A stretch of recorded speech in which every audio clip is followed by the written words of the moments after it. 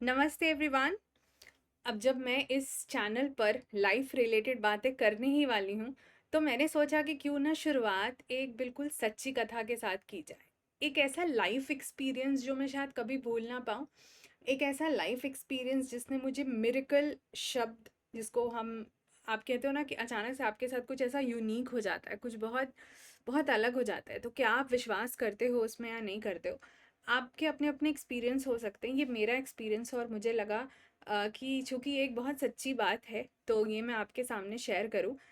इसके साथ मैंने कुछ चीज़ें डॉक्यूमेंट करी हैं, ठीक है? जैसे-जैसे टाइम आएगा आई विल शो यू। कुछ पिक्चर्स हैं, कुछ टिकट्स हैं, कुछ बहुत बहुत सारी चीज़ें हैं, मेरी पिक्चर्स भी आगे कुछ-कुछ और चीज़ें हैं। मैं आपको वो पूरी चीज़ें बताऊँगी। उसको डॉक्यूमेंट करने का रीज़न है कि अगर मैं आपको वर्बली सिर्फ़ एक कहानी यूँ ही सुनाऊँ, तो एक पॉइंट ऑफ टाइम के बाद आप शायद उससे रिलेट करना बंद कर दें। मेरी कहानी है, मैंने एक्सपीरियंस किया है।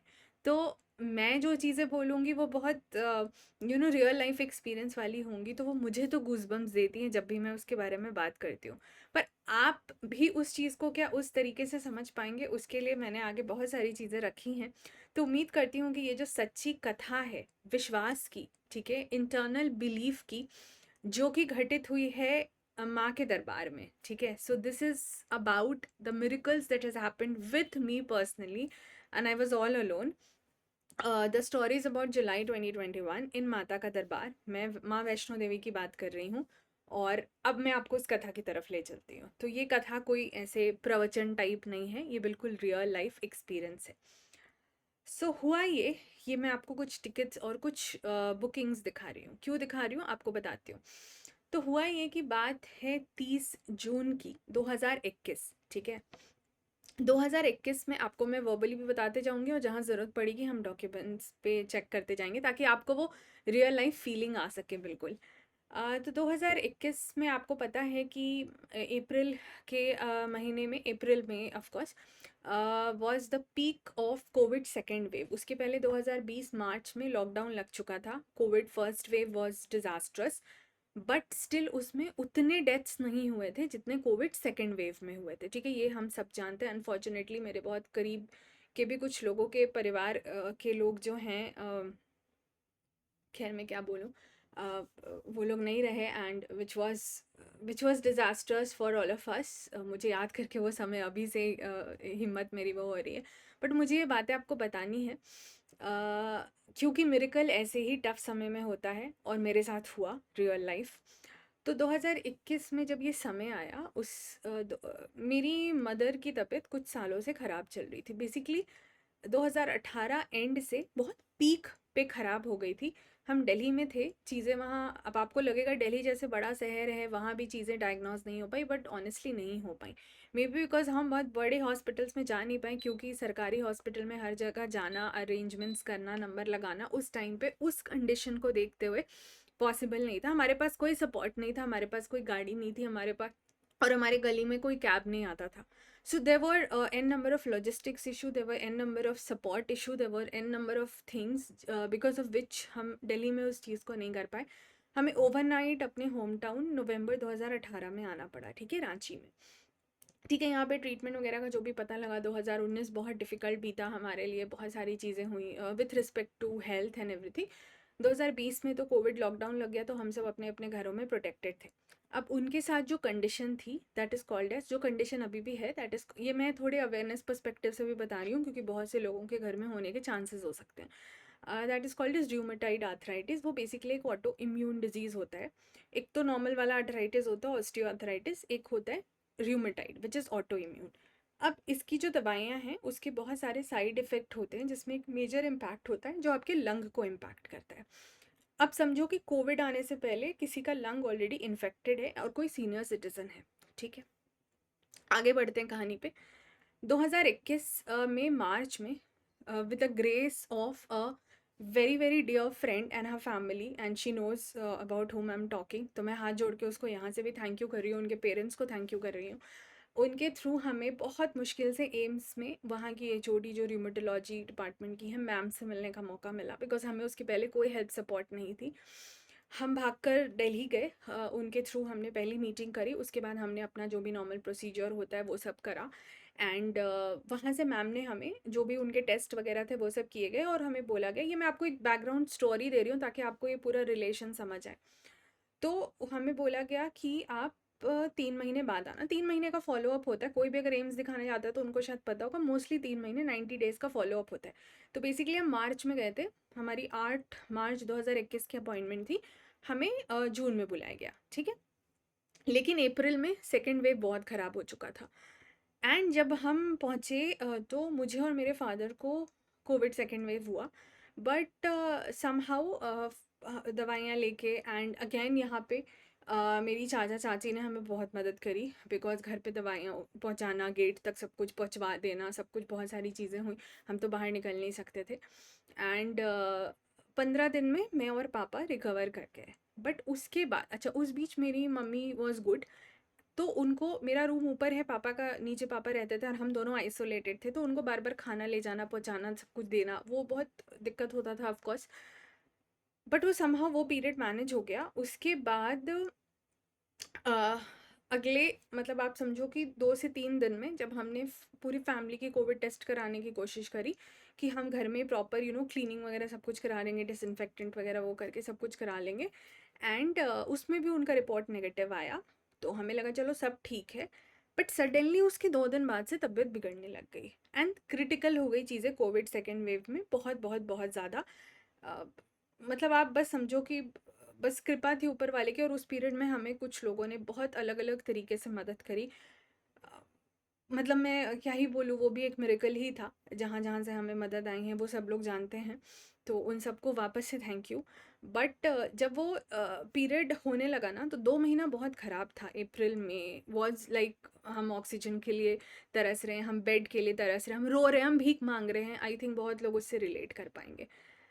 ये पूरा हुआ तो जून में क्या हुआ कि तबीयत थोड़ी थोड़ी बेहतर होने लगी। 2 महीने के कंप्लीट मेसअप के बाद जून में चीज़ें थोड़ी सी मैं आपको बहुत शॉर्ट बता रही हूँ, बिकॉज मैं उस स्टोरी में ज़्यादा डिटेल में नहीं जाना चाहती, क्योंकि मेन स्टोरी कुछ और है, but background is very important for me to make you understand about what I am talking. क्योंकि बिलीव, जैसा मैंने बोला, उसका बहुत बड़ा रिलेशन है with what was happening to me and my family. तो जून में चीज़ें थोड़ी, जून 2021 में चीज़ें थोड़ी थोड़ी बेहतर होनी शुरू हो गई। एंड जून लास्ट में क्या होता है, 30 जून को मेरे पेरेंट्स की वेडिंग एनिवर्सरी होती है, तो हमने सोचा कि चलो घर में एक पूजा करा लेते, कथा करा लेते, बहुत टाइम से हुई भी नहीं है सत्यनारायण कथा, एंड चीज़ें थोड़ी वैसी भी हो रही थी, तो we thought of that. Somehow उसी दिन वापस से कथा, तो खैर अरेंजमेंट हो गई, कथा हो भी गई, बट उस पूरे प्रोसेस में तबीयत वापस से उनकी बहुत ज़्यादा बिगड़ गई। ऐसा कि हमने केक मंगा के रखा था, वो वैसा ही पड़ा रह गया, हमारे यहाँ किसी ने उस रात खाना नहीं खाया, चीज़ें बहुत डिफ़िकल्ट हो रही थी मुझे, और मैं बहुत हर्ट फेज़ में जा रही थी, क्योंकि इनकी तबीयत ख़राब होने के पहले भी हमारे फैमिली में जस्ट 2 कॉन्जिक्यूटिव डेथ्स हुए थे, ठीक है, मेरे नाना और मेरे मामा के। एक तो वो 6 महीने का गैप था, फिर उनके डेथ के कुछ ही महीने बाद इनकी तबीयत ऐसी बिगड़ी कि वो 3-4 महीने तक 3-4 सालों तक चली। So I was living in a very disturb state from 2017 October से लेके अब 2021 का जून आ चुका है, एंड चीज़ें वन आफ्टर अदर हो रही हैं। So you start having so many complaints as well. मैं आपको एक बिल्कुल रियल लाइफ नॉर्मल इंसान की तरह की स्टोरी बता रही हूँ। तो मैं बहुत डिस्टर्ब रहने लग गई थी कि ये क्यों हो रहा है ऐसा, है ना, हेल्थ की अभी चीज़ें थोड़ी बेहतर होनी शुरू ही हुई थी, एक एनिवर्सरी हम सेलिब्रेट नहीं कर पा रहे, केक पड़ा हुआ है, खाना नहीं खा सक रहे हैं। सो बहुत सारी ऐसी चीज़ें थी जो मुझे बहुत डिस्टर्ब कर रही थी। अब क्या हुआ, अचानक मेरे मन में ये बात है, अच्छा, तो हमने दोबारा, चूँकि तबीयत फिर से बिगड़ी, कोविड का टाइम तो चल ही रहा था, तो हमने दोबारा उनके कोविड टेस्टिंग के लिए सैंपल्स दिए। अब 1 जुलाई की बात है, आप देखोगे ये जो मैं आपको दिखा रही हूँ, ये 1 जुलाई का है, 1 जुलाई 2021 दोपहर की बात है। सो मैं उस टाइम अन अकेडमी पे काम करती थी, लाइव क्लासेस होती थी। बीच में ये 2-3 दिन मेरे ना सम हाउ जो प्रॉपर शेड्यूल पहले से ही होता था उसमें बाई चांस ऐसे गैप्स थे, ठीक है। 3 और 4 जुलाई के, 3 और 4 के थे, और एक को मुझे क्लास लेनी थी, दो को लेनी थी, और एक को मैं बैठ के अपना क्लास का कुछ कंटेंट बना रही थी, and I was waiting for her Covid result, ठीक है। अब अचानक करते करते मैं बार बार क्लासेस का सोच रही हूँ, बना रही हूँ, लिख रही हूँ, मेरा दिमाग कहीं और चला जा रहा है। आउट ऑफ नो वेयर, ठीक है, यहाँ से होती है रियल कहानी शुरू। आउट ऑफ नो वेयर मेरे मन में ख्याल आता है कि मुझे वैष्णो देवी जाना है, माँ के दर्शन करने। अच्छा, मैं इसके पहले दिल्ली में रही हूँ वैसे 9-10 साल, इस इंसिडेंट के पहले, लेकिन मैं कभी वैष्णो देवी जा नहीं पाई। समहाउ इट डिडंट हैपन, ठीक है? वो कहते हैं ना, वही बुलावा वाली बात होती है, वो हुआ नहीं कभी वैसे। और मुझे वहाँ के बारे में कुछ नहीं पता था, ना मैंने कोई वीडियोज़ देखी थी, ना कैसा रास्ता है, क्या है, क्या करना होता है, कहाँ जाना होता है, कुछ ज़ीरो नॉलेज था, ठीक है?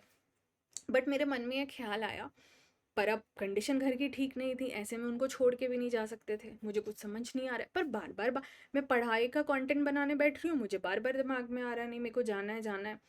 तो बहुत अजीब-सी वो फीलिंग थी which I can not express of course. So I just went to my mother and said कि अगर रिपोर्ट नेगेटिव आता है, तो क्या मेरे बिना 2 दिन मैनेज हो जाएगा? Because of course as such, और मतलब सिर्फ मेरे फादर थे, तो हमारे यहाँ बहुत टफ टाइम था।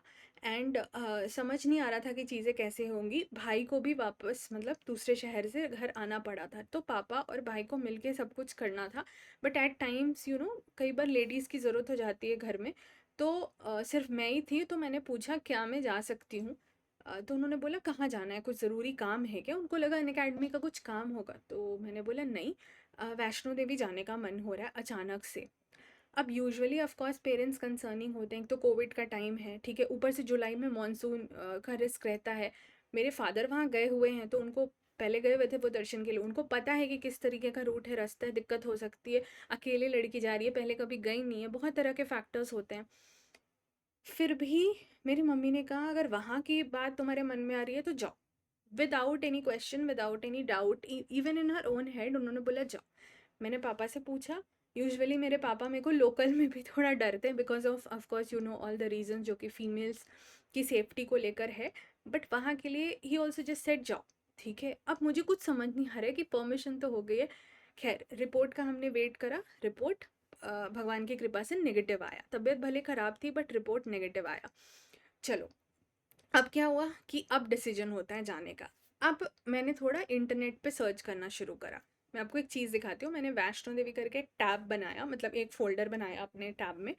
और मैंने कुछ रूट्स, मैं रांची में थी, मुझे वैष्णो देवी जाना था, मेरे पास टाइम नहीं था, मेरे पास सिर्फ 2 दिन थे, ठीक है, 3 एंड 4 जुलाई। अब ये पूरी प्लानिंग मैं कब कर रही हूँ, मेरे मन में कब आया है, 1 जुलाई 2021। अब मुझे मन में है कि मुझे जाना है इसी बीच में। और रांची से कोई डायरेक्ट फ़्लाइट नहीं होती है, ट्रेन वगैरह का तो मेरे पास कोई स्कोप ही नहीं था उस टाइम पे, पैसे का मैं सोचना अफोर्ड भी नहीं कर सकती थी, जो लगता मुझे करना था क्योंकि मन में आ गई थी ये बात। और मेरे घर की कंडीशन ऑब्वियसली उस टाइम पे ठीक नहीं थी, in the sense of health and everything. With God's grace again, because I was earning, I could think of affording, this immediate flight and everything. अब बात होती है, ठीक है, मुझे तो कोई नॉलेज नहीं है, मुझे सब कुछ सर्च करना है, मैंने पूरा ऐसे सर्च करा, आप देख सकते हो। ये कुछ चीज़ें मैं आपको पूरा नहीं पढ़ के दिखाऊंगी, just briefing you on that. तो मैंने ऐसे पूरा देखना शुरू करा कि नो ट्रेन्स, तो फिर जम्मू तक कैसे पहुँचेंगे, है ना, कटरा जाना होता है, क्या करना है, कैसे करना है। अच्छा, मेरे को इसी 2 बीच में जाके वापस भी आना था because of my classes and everything, वो मैं उस टाइम पे अर्जेंट चल रहा था, रीशेड्यूल कर नहीं सकती थी। प्लस कंसिडरिंग हर हेल्थ ऑल्सो मुझे टाइमली ही लौटना था।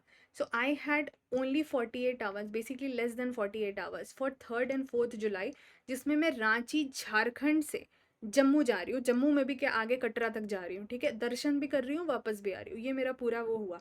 खैर, मैंने एक अपना आइटनरी रफ रफ बनाया, जो मुझे समझ आया कि ऐसे करोगी तो ऐसे होगा, यहाँ से जाओगी ऐसे होगा, है ना, सब कुछ ऑनलाइन देख दाख के आप खुद ही देख सकते हो भवन में क्या होता है, ये सब पहले मैंने पूरा अपना लिखा। आप समझ सकते हो कितनी ब्रेनस्टॉर्मिंग थी, कितनी सारी चीज़ें मैंने देखी, डिस्टेंस कितना होता है, टेम्परेचर कैसा रह रहा है, रूट ऐसा होता है, ये सारी चीज़ें हैं ना, कैसे रिटर्न कर सकते हैं, क्या क्या टाइमिंग्स होगी, जितना मेरे को समझ में आया, ये सारी चीज़ें मैंने ब्रेनस्टॉर्म करी, ठीक है।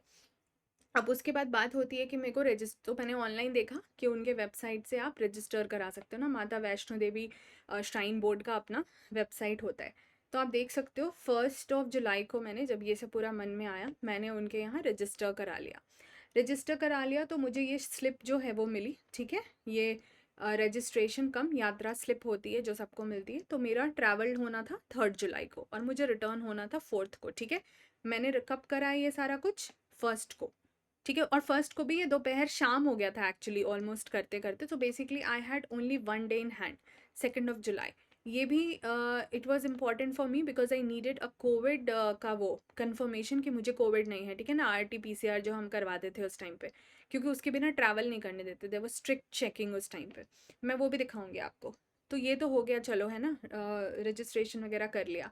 उसके बाद आप देखोगे मैंने इमरजेंसी में वो डाला हुआ है मैसेज, ये देखो शाम का है 5 बजे का, ठीक है, मैसेज रिक्वेस्ट डाला हुआ है कि मुझे फैसिलिटीज़ के बारे में बताओ कटरा में कोविड एंटीजन टेस्ट का, कि या कैसे क्या करा सकते हैं, क्योंकि मुझे नहीं पता था कि अगर मैं रांची से करा के जा रही हूँ तो रिपोर्ट वो कब तक देगा। कई बार 24 के आवर्स के बाद देता था, बट ठीक है, खैर मुझे समहाउ पैसे एक्स्ट्रा करके, ऑब्वियसली उस टाइम सब लूट रहे थे, तो मुझे रिपोर्ट तो विद इन 24 आवर्स मिल गया, जाने के पहले मिल गया। बट मैंने वो रिक्वेस्ट भी डाली थी, ठीक है, क्योंकि मुझे अर्जेंटली ट्रैवल करना था, तो ये कोविड टेस्ट के लिए था।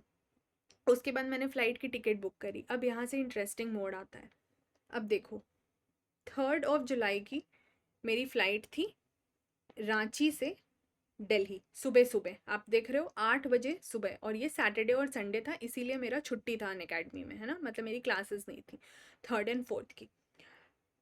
8 बजे मेरी फ़्लाइट खुलनी थी, 9:30 दिल्ली पहुंचाती, 2 घंटे का लेओवर था। और उस टाइम पे कोई इंटरनल वो नहीं था चेक इन कि आप आराम से अंदर अंदर इजी ट्रैवल कर सकते हो डोमेस्टिक ट्रांसफ़र में। आपको पूरा बाहर से प्रोसेस दोबारा सारा चेक इन करके जाना था, तो वो उसमें वैसे ही 2 घंटे लग जाने थे। फिर दिल्ली से 12:45 दोपहर की, और जो मुझे 1:30 बजे तक जम्मू पहुंचा देती। फिर वहाँ से मैंने चेक किया था, कैब लेके आप कटरा जा सकते हो, and then darshan and so on, ठीक है। अब मैं कैसे दर्शन करती उसकी भी प्लानिंग बताऊंगी। ये मैंने डिसाइड किया जो मुझे उस वक्त समझ आ रहा था। This is completely coming from somebody who had never been to Vaishno Devi by far. I had no help as well, ठीक है। मैंने किसी को बताया भी नहीं था, इसे मेरी फैमिली में पता था। एंड बाई चांस मैंने एक फ्रेंड को फ़ोन करा, वो मेरे कोचिंग का one of the friend was there, क्योंकि मुझे याद आया कि उस फ्रेंड से मैंने बहुत बार सुना था उनके विज़िट को लेकर के। So I just called and I asked कि मेरे को कुछ समझ नहीं आ रहा है ऐसे वैसे। तो उन्होंने थोड़ा बहुत ब्रीफिंग करी, बट ऑफ कोर्स उनका कहना था कि तुम यूट्यूब वीडियो एक बार देख लो, तुम्हें रूट वगैरह का अंदाज़ लग जाएगा, ठीक है। पर ऑनेस्टली मेरे पास इतना टाइम नहीं था। मैंने थोड़ा बहुत देखने की कोशिश भी की, बट मुझे इतना कुछ समझ नहीं आया। तो मैंने अपने हिसाब से ये चीज़ें प्लान कर ली। रिटर्निंग मैंने कब की रखी थी, 4 जुलाई की। अब आप यहाँ से टाइमिंग देखो, और देखो मिरेकल्स, क्यों मैं आपको इतनी सारी चीज़ें बता रही हूँ, आपको थोड़ा टुवर्ड्स एंड समझ आएगा।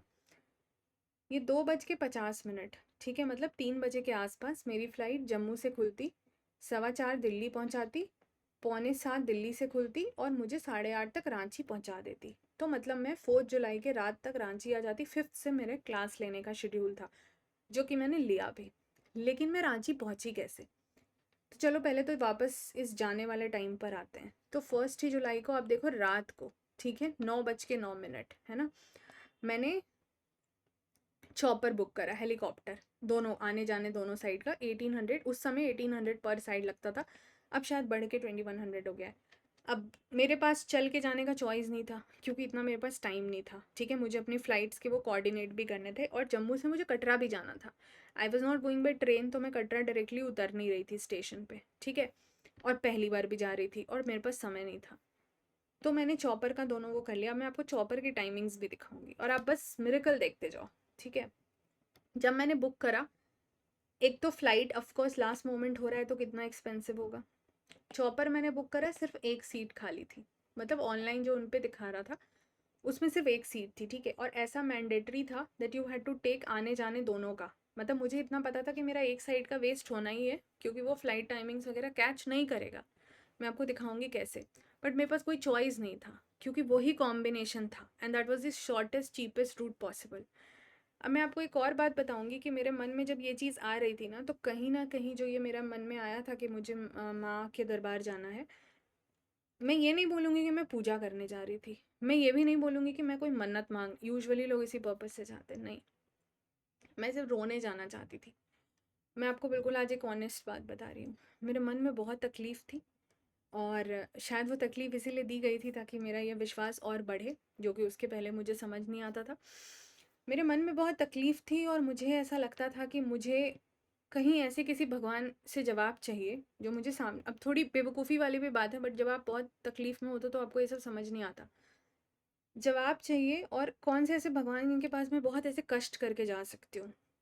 मुझे उस समय आप कह लो कि केदारनाथ दर्शन को भी हम उसमें वैसे काउंट कर सकते हैं, लेकिन उस समय मुझे उतना कुछ वो चीज़ स्ट्राइक नहीं करी। मुझे जो चीज़ स्ट्राइक करी वो थी वैष्णो देवी, जो मन में आया वो बता रही हूँ।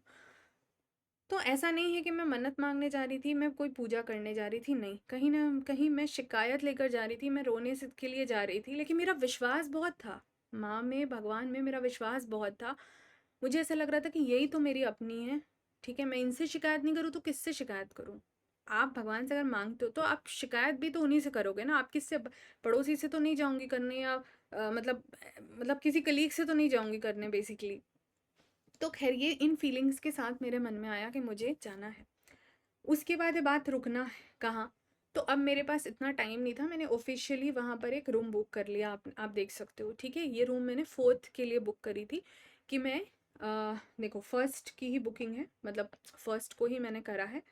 आप ये देखो कि यहाँ पे 4th of July 3rd को अगर मैं दोपहर में पहुँच रही हूँ, मैंने बोला उसके बाद मैं शाम को चॉपर लेके शाम तक पहुँच जाऊँगी, शाम तक वहाँ दर्शन करूँगी। रात जितने भी टाइम में नंबर आएगा, जो भी, मुझे कुछ पता नहीं था कैसे होता है, क्या होता है ना, कितना दूर है, क्या करना होता है।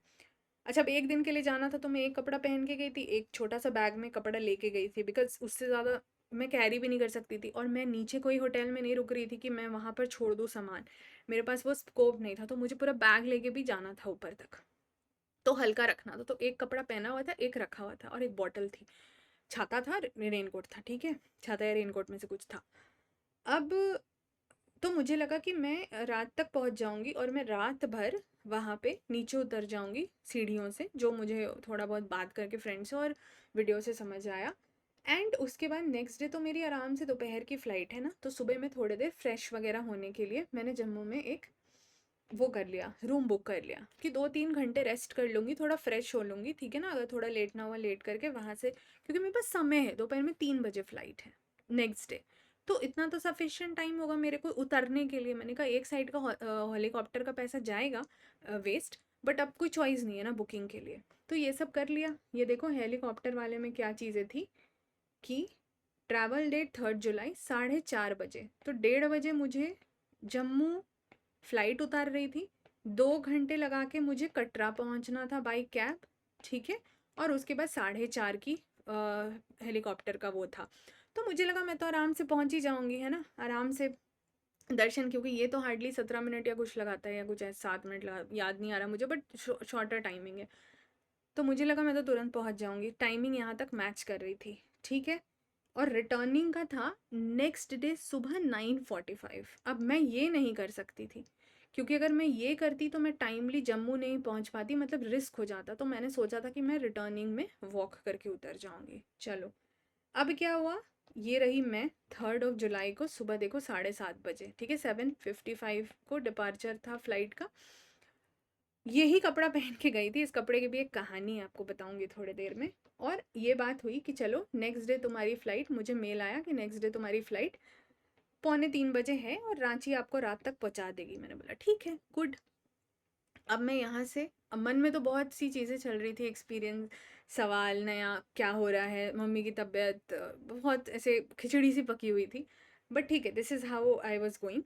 तो मैं पहुँची, जैसे ही मैं दिल्ली उतरी हूँ, जैसे ही, ठीक है, दिल्ली उतरी हूँ, और फिर दिल्ली से सारा चेक इन वेक इन करके दिल्ली से नेक्स्ट जो जम्मू की फ़्लाइट है, अब देखो दिल्ली से नेक्स्ट जो जम्मू की फ़्लाइट है वो 11:15 बजे खुलनी है, ठीक है।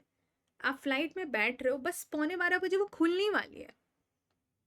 11:39 को आपके पास मैसेज आता है, भाई आपकी अगले दिन की फ़्लाइट हो गई है कैंसिल। मेरे पास कोई उपाय है नहीं, मुझे लौटना ही है। और ये जो कैंसिलेशन का मैसेज आया है, मेल आया है, अब कहानी ये है कि आपके पास डेज़ की लग्जरी नहीं है, आपके पास एडिशनल बहुत ज़्यादा पैसा नहीं है, वहाँ पोस्टपेड सिम काम करता है, आपके घर के हालात ठीक नहीं है, आपके प्रोफेशनल कमिटमेंट्स हैं, मोर ओवर आपके पास रहने के लिए जगह नहीं है, क्योंकि आपने एक उसी हिसाब से अपना शेड्यूल करके बुक करा हुआ है। और इन सब के बीच में आपको ये नहीं समझ में आ रहा है कि अब अभी आप इमीडिएट क्या करोगे, बिकॉज 11:39 पे you have received a message, 11:45 पे तो आपकी फ़्लाइट उड़नी है, तो जब तक जम्मू नहीं पहुंच जाते कुछ कर भी नहीं सकते। आप देखोगे इसी मेल को मैंने अपने भाई को भेजा है, जहां मैंने लिखा अभी घर में कुछ मत बताना, हम देखते हैं क्या कैसे मैनेज होगा। This is what I wrote to him because I wanted to inform to somebody, but at the same time मुझे कुछ समझ नहीं आ रहा था। अब आगे सुनो। अब मैं उतरी वहाँ, मैं जम्मू उतरी हूँ, मैंने वहाँ पे प्रीपेड टैक्सी करी, ठीक है, अपने समझ से। पहले तो कोविड का जो भी फॉर्मेलिटीज़ थी वो पूरी करी, कोविड इसकी टैक्सी करी कटरा के लिए निकली। ये मेरे कैब वाले भैया थे। इनकी इनकी पिक्चर क्यों लगाई और इनकी कहानी क्या, आप देखो। उनका नंबर मैंने कैब व्हाट्सएप करके सेव किया था। इन पे मैं थोड़ी देर में आऊँगी। इनका चेहरा ऑफकोर्स मैंने हाइड किया है और मंदिर की ही फ़ोटो लगाई है to respect his privacy, but उन पे मैं थोड़ी देर में आपको कहानी बताती हूँ। तो मैं कटरा पहुँची, नहीं, मैं कटरा के लिए निकली जम्मू से। बाई चांस मुझे ये बहुत अच्छे कैब ड्राइवर मिल गए थे जिनको मैंने राखी विश करी थी उसके बाद में। क्यों कैसे आपको बताती हूँ, आप ह्यूमैनिटी का मतलब समझोगे। तो जब मैं पहुँची, तो जब मैं कैब में बैठी, अब चूँकि इस पूरे प्रोसेस में ना मैंने ढंग से कुछ खाया था, ठीक है, मेरी तबीयत ऑफ कोर्स बहुत फिजिकल मेंटल हैरेसमेंट हो रहा, मतलब थकावट सी हो रही थी मुझे उस रास्ते। अच्छा, अगर आपने कभी भी, कोई जो लोग भी गए होंगे जम्मू से कटरा, अगर आपने बाई रोड ट्रैवल करा है तो आपको पता है कि वो बहुत ही ऐसे खाई वाला पूरा रोड है ना, वो पूरा क्लिफ है वहाँ पर, एंड देन वो जो पूरा पहाड़ के साइड से एरिया है, that is very risky and also बहुत ऐसे जिगजैग जिगजैग जिगजैग है। और गाड़ी वहाँ ये लोग बहुत स्पीड में चलाते हैं, नहीं तो फिर गाड़ी दिक्कत हो जाएगी। तो ये तो ट्रेंड लोग हैं। अब आप अगर खाली पेट उसमें बैठ रहे हो, आपको और मुझे वैसे ही मोशन सिकनेस है, मुझे ऐसे बहुत कंफर्टेबल नहीं होता है और तबीयत वैसे ही ख़राब हो रही थी। रास्ते में 4 बार मुझे वॉमिटिंग हुई, ठीक है, बार बार वो उनको गाड़ी रोकना पड़ रहा था और वो बहुत रिस्की रास्ता है। खैर उस समय तो लाइट था। He was polite enough to manage my health with that. उनके पास फ्रूट्स तो उन्होंने मुझे वो भी खाने को ऑफ़र किए, बट मैं ऑफ कोर्स उस कंडीशन में नहीं थी और थोड़ा डर भी होता है, आप स्ट्रेंजर से ऐसे कुछ लेके खा नहीं सकते, बट तबीयत भी मेरी ठीक नहीं थी। खैर, अब मीनवाइल मुझे एयरलाइन को फ़ोन करके ये भी बोलना है कि मेरी फ़्लाइट मुझे नेक्स्ट डे की ही रीशेड्यूल्ड में चाहिए, मेरे पास ऑप्शन नहीं है। मैं फ़ोन भी कर रही हूँ, मैं उल्टी भी कर रही हूँ, एक ही कपड़ा है, ठीक है, बार बार गाड़ी रुक रही है, लेकिन लास्ट होते होते तक वो कपड़े पे ही हो गया, बिकॉज आप बार बार वो नहीं कर सकते, आपको उतना टाइम समझने के लिए नहीं मिलता है। उन्होंने कुछ भी मुझे ऐसा डिस्गस्टिंग सा नहीं फ़ील कराया कि गाड़ी में भी वॉमिटिंग हुई मेरी। कपड़ा तो मेरा पूरा ही ख़राब हो चुका था और मेरे पास एक ही एडिशनल कपड़ा था और मुझे एक ही रात वहाँ रुकना था, मेरे पास कुछ था ही नहीं। चलो, मैं उन्होंने मुझे खाने के लिए बोला, मैं वो नहीं ले सकती थी। मैंने एयरलाइन फ़ोन करा, मैंने एयरलाइन फ़ोन करके बोला that see this is the case और आप मुझे कुछ भी करके आप रिटर्निंग दो नेक्स्ट डे के। उन्होंने पता नहीं, उनको मैंने पूरी बात समझाई, फिर भी उन्होंने मुझे नेक्स्ट डे यानी 4th की जगह 5th का कोई टिकट दे दिया, ठीक है। और मैंने अच्छा, बार बार क्या होता है जब आप कस्टमर एग्जीक्यूटिव फ़ोन करते हो तो दूसरा दूसरा इंसान फ़ोन उठता है, ये तो आपको पता होगा बेसिक। उसमें सेम से बात नहीं हो रही थी, तो पहले तो हर बार फ़ोन करो वो डिस्कनेक्ट हो जा रहा है या कोई रिप्लाई नहीं कर रहा, आपको होल्ड पे डाल दे रहा, फिर आप उसको पूरी कहानी बताओ ना। कैब भैया, जो कैब वाले जो भैया थे, वो ये सब सुन रहे थे। अब 5th की मुझे टिकट दे दी, तो मुझे बोला गया कि मैम हमने आपको ईमेल कर दिया है। मैंने भी देखा कि ईमेल में कुछ तो आया है गोयर की तरफ। मैंने बोला ठीक है। अब मेरी वॉमिटिंग हो रही है, तबीयत खराब हो रहा है, तो मैं उसको खोल के नहीं देख पाई।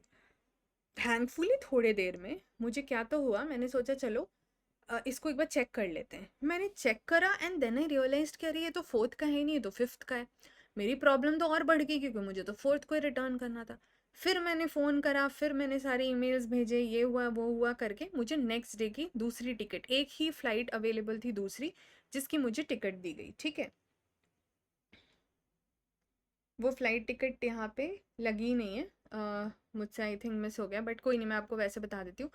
तो वो टिकट जो थी वो नेक्स्ट डे अब सुबह की थी, मतलब कुछ 11-12 बजे के आसपास की थी, ठीक है। आई थिंक आगे नहीं, ये मुझसे मिस हो गया है, कुछ 11 साढ़े 11 के आसपास की थी। एंड अब प्रॉब्लम है कि जो चीज़ पहले मैं सोच के बैठी हुई हूँ कि आप ये देखो कि ये दोपहर की है ना, ये वाली जो फ़्लाइट होनी थी ये दोपहर की है 2:50 की, अब वो सुबह सुबह है, तो मेरा रुकने वगैरह का सारा अरेंजमेंट तो गड़बड़ हो गया। चॉपर से अब चॉपर को भी अवेल नहीं कर सकते इसलिए क्योंकि वो टाइमिंग उनकी उल्टी थी, ठीक है। अब बहुत ज़्यादा ही टेंशन कि मैं करूँ तो क्या करूँ। भैया सब कुछ सुन रहे थे, उन्होंने सब देखा मेरी परेशानी। ख़ैर उन्होंने पहले मुझे वहाँ पर ड्रॉप करा, उन्होंने मुझे गाइड करा जहाँ से हेलीकॉप्टर लेते हैं। उन्होंने अच्छा मेरा पूरा कपड़ा बिल्कुल आप समझ सकते हो, ठीक है? बहुत स्टिंकिंग था, पूरा स्मेल कर रहा था बिकॉज़ वॉमिटिंग थी। कोई बीच में जगह नहीं थी जहाँ मैं चेंज भी कर सकूँ, वो जो एक कपड़ा मेरे पास था, क्योंकि वो डायरेक्टली रूट ले जाके वो वहाँ तक पहुँचते हैं। मैं वहाँ पहुँची, हेलीकॉप्टर का नंबर आने में बहुत टाइम था। मैंने बहुत रिक्वेस्ट किया कि मेरी कंडीशन ऐसी-ऐसी है, मुझे तबीयत मेरी ऐसी है, मुझे पहुँच के ऐसे-ऐसे जाना है। I explained everything but they did not allow me, ठीक है? पूरा उन्होंने अपना प्रोसेस और allow me in the sense कि मैं वहाँ पहुँच गई थी। तो जो टाइम अलॉटेड थी, मैं आई वाज़ रिक्वेस्टिंग कि आप अगर एक पैसेंजर को थोड़ा, क्योंकि वो तुरंत-तुरंत हेलीकॉप्टर्स आते-जाते हैं, तो ऐसा कोई बहुत इश्यू था नहीं, but anyways they did not allow मी। चलो जब वो नंबर आया किसी तरह मैं पहुंची वहाँ, बहुत देर वेट किए, मैं उसी गंदे कपड़े में हूँ, ठीक है? वहाँ मैं गई, जब उन्होंने उतारा मुझे वहाँ पर, तो उन्होंने ना मुझे एक चीज़ बोली थी कि आप कल मतलब आप जब भी आज रात उतरोगे या जब भी उतरोगे, जैसे उतरोगे, आप मुझे फ़ोन करना, ठीक है? मैं आपको जम्मू पहुँचा दूँगा, क्योंकि हम तो कटरा में थे। मैं आपको करीबन 1.5-2 घंटे लगे थे हमें बाई रोड से। तो उन्होंने बोला मैं आपको जम्मू पहुँचा दूँगा। तो मैंने बोला भैया मुझे रात हो जाएगा, क्योंकि मैं अभी जाऊँगी, कैसे उतरूँगी, क्या उतरूँगी मुझे भी नहीं पता। पर मुझे सुबह तक तो अब फ्लाइट लेनी है, ठीक है? स्टेइंग वगैरह का तो कुछ अब सिस्टम ही नहीं है, तो मुझे रात हो जाएगा।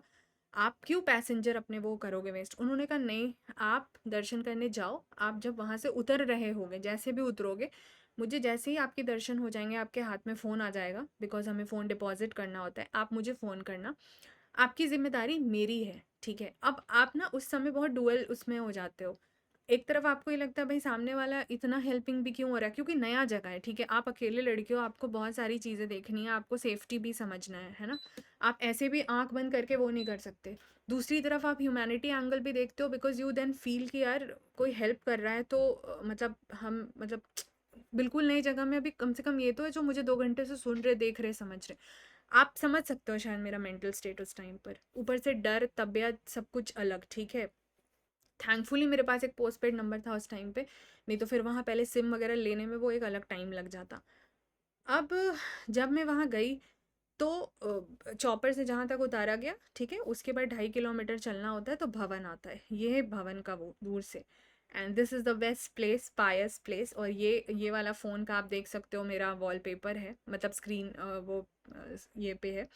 ये उसी समय से है और आज तक है, ठीक है? इसको मैंने चेंज नहीं करा है, ये वाला। The most beautiful place that one could ever visit. लेकिन ख़ैर इस भवन तक पहुँचने के लिए 2.5 किलोमीटर का रास्ता तय करना था। पैदल चलते-चलते मैं आपको अगर वैसे दिखाऊं, शायद ये आ रहा हो स्क्रीन पे, शायद आ रहा हो, है ना? ये कुछ रास्ते थे। बहुत सारे वीडियोस अभी नहीं है मेरे पास, बट ये बस ऐसे छोटा सा मैं आपको बस दिखा रही हूँ। और ये तो रिटर्निंग का था, तो इस तरीके से मुझे खच्चर पर रिटर्न होना पड़ा। ये मेरा ही बैग है जो उस भैया ने टांगा हुआ है, उस पर मैं बाद में आती हूँ। So letting you understand about it कि क्या चीज़ें चल रही थी। तो वो बहुत डिफ़िकल्ट रास्ता था एंड मैं थकी हुई थी। सब जय माता दी के नारे लगाते हुए जा रहे थे, मेरी आवाज़ भी नहीं निकल रही थी, but I was somehow trying, मैं कर रही थी। तो ना बहुत सारी फैमिलीज़ वहाँ से क्रॉस हो रही थी जो मेरे बगल से, तो उन्होंने मुझे बोला अकेले हो? मैंने कहा हाँ। उन्होंने कहा हमने तो 2 महीने पहले यहाँ की बुकिंग वगैरह की थी। मैंने कहा मैंने तो अभी 2 दिन पहले करी है, टेक्निकली 2 दिन भी नहीं, 1.5 दिन पहले करी है। वो मानने को तैयार नहीं है। मैंने कहा चॉपर भी मुझे मिल गया, एक ही सीट खाली थी वो मुझे मिल गई, ठीक है? उसके बाद फ्लाइट में भी ऑफ कोर्स वो टिकट्स तो होती हैं अवेलेबल, बट फिर भी वो नंबर में दिखा देते हैं ना, 1 लेफ्ट 2 लेफ्ट ऐसे करके, तो उसमें भी 1 लेफ्ट था, वो भी मुझे मिल गया। लेकिन मेरी फ़्लाइट भी कैंसिल हो रही है। मुझे समहाउ मेरा वो रिटर्निंग, आप समझ गए हो कितने प्रॉब्लम्स के बाद, पहले गलत टिकट, फिर ये, फिर वो करके मुझे फिर दूसरे दिन का रिटर्निंग मिला, जिसकी टाइम अब पहले की हो चुकी थी। तो मेरा पूरा शेड्यूल उल्टा हो चुका था। मैं किसी तरह थके-हारे पहुँच रही हूँ। तब उन्होंने उस फैमिली की कुछ लेडीज़ थी, उन्होंने मुझे वही बोला कि बेटा यही है बुलावा, क्योंकि हम यहाँ आने के लिए इतने टाइम से वो कर रहे हैं और बहुत लोग इतने-इतने टाइम से करते हैं। और तुम आ भी कोई बगल-वगल से नहीं रही हो, तुम झारखंड से आ रही हो, ठीक है? एंड विदिन 48 आवर्स तुम्हारी चीज़ें होनी हैं। तुम देखना सब बहुत अच्छा होगा। ख़ैर, मैं आगे बढ़ी किसी तरह करते-कुरते, जहाँ पर नहाते हैं मैं वहाँ पहुँची, नहाई, कपड़े बदले। अब आप सोचो उल्टी वाला ही कपड़ा है, मेरे पास कोई चॉइस नहीं है। थैंकफुली मैं हमेशा रास्ते में कुछ बैग्स वगैरह कैरी करती हूँ, पॉली बैग्स टाइप हो गए या पेपर बैग्स टाइप हो गए, तो उसमें उसको लपेट के किसी तरह अब उसी बैग में रखना था मेरे पास, और कोई चॉइस नहीं था। सामान वगैरह सबमिट करा, फ़ोन वगैरह सबमिट करा, किसी तरह गई। अब आता है दर्शन की बारी। क्यों मैं इसको मिरेकल्स का नाम मैंने क्यों दिया इस पूरी कहानी में? ऐसी ऐसी चीज़ें, फ्लाइट कैंसिल हो जाना, रहने की कोई जगह नहीं होना, ठीक है, हेलीकॉप्टर का दूसरा बुकिंग वेस्ट होना, अकेले होना, आप जो ये सारी चीज़ें देख रहे हो कि एक एक दिन में मुझे एक एक सीट्स में बुकिंग मिल रही है, ठीक है, जो यूजुअली उन लोगों का कहना था कि नहीं होती है। किसी और के साथ हुई होगी तो मुझे नहीं पता, बट मोस्टली जो लोगों ने बोला कि नहीं होती है। फिर अब जब मैं दर्शन के लिए पहुंची, मुझे नहीं पता था ना कि दर्शन में कितना लंबा लाइन लगता है, कितना वेट होता है, क्या होता है, कैसे होता है। अब जो जैसे जैसे रास्ता दिख रहा था, जहाँ लोग बोल रहे थे, मैं चलती चली जा रही थी। आप विश्वास नहीं करोगे, और ये बात बोलते हुए मुझे ना ऐसे मेरे रोंगटे खड़े हो चुके हैं। पूरा अगर कोई गया है तो उसको पता है कि वहाँ से जो पतला सा पैसेज है जहाँ से अंदर जाने का रास्ता शुरू होता है, आपके सारे सामान सबमिट करने के बाद, ठीक है, नहाने वहाने वाला जो एरिया है उसके बाद से, वो पूरा एरिया एक इंसान नहीं वहाँ पर। अच्छा, शाम हो चुका था, मैं थोड़ा और लेट करती ना आरती के लिए, वो रास्ता बंद हो जाना था, फिर वो आरती के बाद खुलना था, फिर मेरा टाइमिंग पूरा उल्टा हो जाता, और अगर मैं टाइमली नेक्स्ट डे नहीं पहुँच पाती एयरपोर्ट तो मैं करती क्या? और एयरपोर्ट भी पास नहीं है, कटरा से जम्मू जाना है फिर से गाड़ी से, ठीक है। अब तब तक ये कैब भैया ने मुझे तो बोल के रखा था कि आप मुझे फ़ोन करोगे, लेकिन मैंने तब तक, अब मैं कुछ कर भी नहीं सकती थी, मुझे पता ही नहीं मैं कब तक उतरूंगी। वो रास्ता पूरा खाली था, पूरा, एक आदमी नहीं। मतलब वहां से एक जो मेन मंदिर, मेन भवन से, मतलब जो गुफा है उसके जस्ट पहले जो एक और छोटा सा मंदिर से गुजर के जाना होता है, वहां तक एक इंसान नहीं, गार्ड वगैरह का जो भी था अपना वो छोड़ के। एंड मुझे लगा ऐसा ही होता होगा, ठीक है। अब मैं तो चली गई, बहुत अच्छे से मेरे दर्शन हो गए, सब मैं अंदर गई, दर्शन किए, बहुत बहुत बहुत बहुत बहुत सुकून मिला। अच्छा, पूरे रास्ते मेरे मन में क्या चल रहा था? सिर्फ अपनी मम्मी के बारे में कि तबीयत का ऐसे क्या है, नहीं है, ये वो है ना।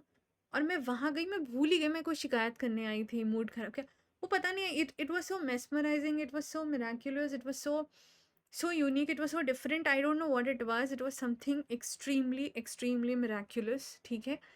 और मैं वहाँ से वापस आई, मैंने थोड़ा खाना वगैरह, तब जाके मेरे मुंह में पहला निवाला गया, मैंने डोसा खाया वहाँ पर। एंड ड्राइवर जैसे ही फ़ोन निकाला, मैंने देखा ड्राइवर भैया के बहुत, तभी मैंने उनका नंबर जाते टाइम सेव करा था। अब उनके बहुत सारे वो थे, मिस्ड कॉल्स आए हुए थे, ठीक है। तब मैंने उनको कॉल बैक करा, अब बोला मैंने, तो उन्होंने बोला कि मैडम भैरव बाबा के दर्शन करने होते हैं। अब मैंने पता करा वहाँ से, तो अगर मैं और ऊपर जाके दर्शन, एक तो मेरी हालत बिल्कुल ऐसे हो चुकी थी और मेरे पास समय नहीं हो रहा था, क्योंकि मुझे लौटना तो था किसी भी तरह करके। अगर मैं वो करने जाती तो रात के 10-11 बज जाते, मैं उतरती कब और जाती कब? उस टाइम चौपर चलता ही नहीं, चौपर तो नेक्स्ट डे सुबह चलता, सुबह फ्लाइट भी थी, जम्मू पहुँचना था। मैंने मुझे कुछ समझ नहीं आ रहा था, तो मैंने बोला भैया मैं क्या करूँ? तो उन्होंने बोला आप देख लो, अब कोई चॉइस नहीं है तो आपको उतरना ही पड़ेगा। उन्होंने सजेस्ट, अच्छा रात को क्या है, रोपवे वगैरह सब बंद हो जाता है, कुछ अंधेरे में तो कुछ चलता नहीं है, तो कोई चॉइस ही नहीं था, पैदल चल के आने का तो ऑप्शन ही नहीं था, बिकॉज इतना टाइम ही नहीं था, शरीर भी बिल्कुल ये हो चुका था। तो मुझे खच्चर करना पड़ा, चलो वो करा। एक तो पहला एक्सपीरियंस उस पर बैठने का थोड़ा टफ होता है, बट थैंकफुली तो वो जो आपको मैंने वीडियो दिखाया था, बहुत देर मैंने वो बैग वैसे करके रखा, बस वही एक बैग लेके गई थी, और एक दूसरा बैग जिसमें थोड़ा बॉटल स्नैक्स वगैरह थे वो पूरा फट चुका था। खैर, वो भैया ने पकड़ के किसी तरह मेरी बहुत हेल्प करी, मुझे नीचे तक पहुंचा दिया। मेरे कैब वाले भैया वहाँ पे खड़े थे, ठीक है, रात के 11:30, पौने पौने 12 बज रहे होंगे। रास्ते भर मैंने 2 लोगों को फ़ोन किया, एक अपने पापा को और एक वो जो मेरे फ्रेंड के बारे में मैंने बताया। उसने मुझे बोला कि बहुत संभल के ये करना, जम्मू अभी रात को मत जाना गाड़ी से, अभी कटरा में स्टे कर लो, अर्ली मॉर्निंग निकल जाना। सेम मेरे पापा ने बोला, ठीक है, सेफ्टी पर्सपेक्टिव से। पर अब कैब वाले भैया मुझे बार बार बोल रहे हैं कि मैडम आपको मैं तुरंत पहुंचा दूंगा, अभी तो रात को खाली मिलेगा, 1-1.25 घंटे में। वो रास्ते पे तो हम लोग हमेशा जाते रहते हैं, कोई प्रॉब्लम नहीं है। जम्मू, क्योंकि आपकी तबीयत ठीक नहीं है, जम्मू में आपको अच्छी मेडिकल फैसिलिटीज़ मिलेगी, अगर ज़रूरत पड़ती कटरा में कुछ नहीं मिलेगा। फिर आपको सुबह हड़बड़ भी नहीं होगा, आप लोकल वहीं से फ़्लाइट ले लेना। बट अब अगेन अननोन वाली भी बात होती है ना, भले वो रुके मेरे लिए वहाँ पे, you know he was there, and मैंने उनको बोला भी इस बीच आप बहुत सवारी कर सकते थे, बट ही वॉज लाइक कि आप मेरी जिम्मेदारी हो, मेरी भी बेटी है, ठीक है, दिस वॉज हिज स्टेटमेंट, मेरी भी बेटी है। अब तो जब उनको मैंने ये सारी बातें बोली ऐसे डिटेल्स को लेके, तो उन्होंने मुझे खुद से बोला, आप मेरी फ़ोटो, जो फ़ोटो आपको मैं दिखा रही हूँ, ये मुझे उन्होंने ही सेव कराई अपने डीपी में से, व्हाट्सएप डीपी से। उन्होंने बोला आप क्लिक करके ये फ़ोटो, मेरा नाम, मेरी गाड़ी का डिटेल अपने पेरेंट्स को भेज दो। अपने से उन्होंने बोला, मैंने भेज दिया। मैं वैसे भी कर देती, बट उन्होंने खुद ही इस चीज़ को इनिशिएट किया। उन्होंने बोला, मैंने भेजा। मेरे पेरेंट्स तक वो बात पहुंची, but still nobody was convinced, neither my friend nor my parents were convinced that I should go to Jammu इतने रात को। और वो रास्ता भी वैसे भी बहुत खाई एंड वो सब वाला रास्ता है। उन्होंने तो बहुत इंसिस्ट किया, बट फिर मुझे भी थोड़ा अच्छा नहीं लगा, तो मैंने बोला नहीं, मैं कटरा में ही रुक जाती हूँ। अब मुझे दूसरा होटल देखना पड़ा, क्योंकि मेरी होटल की बुकिंग तो नेक्स्ट डे की थी। मैं रात को नीचे पहुंची किसी तरह। मैं वहाँ पर एक होटल मिला, बहुत ठीक ठाक तो नहीं था, बट चलो अब उस टाइम पे मुझे जो समझ जैसा भी मैनेज हुआ, मैंने एक रूम लिया। उन्होंने मुझे बोला, अब मैं यहाँ रात भर रुकूंगा, मतलब कहीं और आसपास में, एंड आप मुझे जब सुबह तैयार हो जाओ तो मुझे फ़ोन कर देना, मैं आपको एयरपोर्ट लेके जाऊंगा। मैंने कहा भैया मैं दूसरी गाड़ी कर लूँगी। उन्होंने कहा नहीं मैडम, यहाँ अर्ली एक तो आपको मिलना मुश्किल हो जाएगा, 8 साढ़े 8 के बाद ही कुछ मिलेगा, और हमें 6:30 पौने 7 तक निकल जाना था, ठीक है, तभी हम टाइम पे पहुँच पाते। उन्होंने बोला मैं कहीं आसपास का स्टे का अरेंजमेंट कर लूँगा, आप उसकी चिंता मत करो, हमारे कॉन्टैक्ट्स होते हैं, आप आराम से जाओ, आराम करो, एंड सुबह जब रेडी हो जाओगे मेरे को फ़ोन करना। अब मैं गई किसी तरह से, सारे ढाबा वगैरह सब बंद हो चुके थे। बहुत वॉक करने, पैदल चलने के, अंधेरे में अकेले भटकने के बाद एक जगह से ये खाना मिला, ठीक है। एंड ये बैग जो मेरा एक दूसरा फट गया था, मैंने एक साइड बैग लिया, किसी तरीके से वो चीज़ें मैनेज हुई। अब नींद तो वैसे क्या ही कंडीशन में आएगी, कपड़े गंदे थे, वो दूसरा वाला किसी तरह मैनेज हुआ। मैं सुबह बस बस रात काटी किसी तरह। अच्छा, बॉडी पूरा पेन कर चुका था। आपको पता है, आप खच्चर पर बैठते हो, आयरन स्टेप्स होते हैं नीचे, तो पूरी बैक की हालत ख़राब हो चुकी थी। वैसे भी आप थके हुए हो, कोई रेस्टिंग नहीं है, कुछ नहीं है, इतना कुछ हो चुका है। आप जब पहुँचते हो नेक्स्ट डे, मैंने सुबह उठी, फ्रेश फ्रेश हुई, एंड उनको मैंने फ़ोन करा। अब हम अर्ली निकल रहे हैं, तो हमारे पास कोई नाश्ता भी नहीं है, और मुझे पता था अगर मैं खाली पेट जाऊँगी मेरी तबीयत ख़राब हो जाएगी, ठीक है, बट कोई चॉइस नहीं था। अब उन्होंने क्या बोला कि चूँकि आप भैरव बाबा के दर्शन नहीं कर पाए हो, मैं आपको एक ऐसे मंदिर ले जाऊँगा जहाँ ऐसा बोलते हैं कि माता ने अपना बचपन गुज़ारा है, तो somehow it will be managed. वो मुझे एक मिलिट्री स्टेशन के पास से, आप देख रहे हो मिलिट्री वाला बोर्ड है, ठीक है, प्रॉपर सिक्योरिटी चेक इन थी वहाँ। मेरा पूरा आईडी कार्ड वगैरह चेक हुआ, ड्राइवर भैया का आईडी कार्ड चेक हुआ, वो सब कर करके हम वो मंदिर पहुँचे। वहाँ बहुत अच्छे से मेरा दर्शन हुआ। सब सुबह आरती कर रहे थे। फिर उन्होंने मुझे एक ढाबा पे वो ले गए, उनके कुछ जान पहचान का था एयरपोर्ट के रास्ते में। वहाँ से उन्होंने मुझे पराठे बोला, पैक करवा लो आप अपने लिए, आपने कुछ खाया नहीं है, विद दिस जेस्चर। इसके बाद मैं पहुंची हूँ जम्मू एयरपोर्ट, और वहाँ से मैंने अपनी फ़्लाइट बोर्ड की, और फिर मैं रांची वापस, ठीक है। तो वो जो नेक्स्ट डे की टाइमिंग थी, अब वो वाली टिकट समहाउ मैं अटैच नहीं कर पाई हूँ, बट नेक्स्ट डे मैं पहुँच गई, फिर टाइमली पहुँच गई थी, 4:30-5 बजे तक मैं रांची पहुँच गई थी। एंड उन्होंने मुझे एयरपोर्ट पे बैठने में भी ये चीज़ लिखी कि जब आप अपने शहर पहुँच जाओगे, होम टाउन, मुझे एक बार बता देना। मैंने उनको मैसेज किया। चूँकि ये जुलाई की बात है, तो ऑब्वियसली नेक्स्ट महीने राखी आती है, तो लिटरली मैंने राखी पे उनको मैसेज किया कि भैया आपने जेन्युइनली मेरी रक्षा करी है, and thank you so much, happy rakhi. End of course thank you का मैसेज आया उधर से। अब ये पूरी कहानी में आपको मिरेकल्स वाली जो चीज़ है, अगर आप समझ पा रहे हो, ये गूज़बम्प मोमेंट्स थे, क्योंकि मैं तो पूरी आपको चीज़ें बताई हैं इतनी लंबी, 40-45 मिनट लगा करके, तो I don't know how many of you could relate to it. वो माता के दर्शन में वो रास्ता पूरा बिल्कुल खाली होना, ऐसा लग रहा था जैसे मेरे लिए वो रास्ता बनाया गया है। और मैं शिकायत के मोड से गई थी, मैं फिर से बोल रही हूँ, ठीक है। और जब मैं लौटी तो मैं कुछ और ही थी, जब मैं गई तो मैं कुछ और ही थी। एंड मतलब फ़्लाइट कैंसिल हो जाना, समहाउ गलत फ़्लाइट मिलना, फिर दूसरी फ़्लाइट मिलना, ठीक है। उसके बाद आप समझो रहने की जगह नहीं है, एक लड़की, उसको कुछ नहीं पता है वहाँ के बारे में, कोई सपोर्ट नहीं है। अच्छा, ये भैया बहुत अच्छे थे तो चीज़ें मैनेज हो गई, बट होने को कुछ भी हो सकता था, और ये कितना बड़ा रिस्क था, और मैं कुछ कर भी नहीं सकती थी, मुझे जाना कैब से ही था, ठीक है। मेरे पास ऑफिशियल, ठीक है, कैब डिटेल्स थे, बट आपको भी पता है कि क्या चीज़ें कैसे कैसे हो सकती हैं। और जब मैं वापस आई हूँ, मैं देख रही हूँ घर घुसते ही मेरे ड्राइंग रूम में मेरी मम्मी ऐसे लेटी हुई है, और उनको पूरा जितना हॉस्पिटल का सेटअप है वो घर पे हुआ पड़ा है, उनकी तबीयत ऐसी ख़राब हो गई थी। क्यों? क्योंकि उसी बीच में ये जो 2 दिन मैं यहाँ थी, 2 दिन में उनकी तबीयत बिगड़ी थी, तो इनको इंजेक्शन डॉक्टर के पास लेके गए, उन्होंने बोला इंजेक्शन देना है। जिसने इंजेक्शन दिया उसने गलत दे दिया, उसने उसको कोई डाइल्यूट करना था, उसने करा नहीं। एंड उनकी तबीयत एक्सट्रीम ऐसी बिगड़ गई कि हमें घर पे वो मतलब पापा और भाई को घर पे वो सेटअप करना पड़ा। फिर हमने एक नर्स अरेंज करी और उन्होंने, अब आप सोचो मैं ये सब दर्शन करके आ रही हूँ, मुझे वो सीन देखने को मिल रहा और मुझे कुछ समझ नहीं आ रहा है। अच्छा, इस 2 दिन में मेरे साथ जितनी चीज़ें हुई, मेरी तबीयत ख़राब होना, मेरे पूरे कपड़े पे उल्टी होना, मैं उसी स्मेल वाले कपड़े के साथ हेलीकॉप्टर में जा रही हूँ सब, जब तक मैं नहाई नहीं मैं चेंज नहीं कर सकती थी, मेरे पास कपड़ा एक ही था। तो नेक्स्ट डे मुझे पहन के लौट के भी वही वापस आना था, क्योंकि गंदा कपड़ा तो गंदा था बैग में फ़ोल्ड करके। एंड और भी जो ये सेफ्टी रिलेटेड इश्यूज़ हुए, डर लगा, वो भैया ने इतना हेल्प करा, बट मेरा दिल तो धक धक धक धक कर रहा था ना।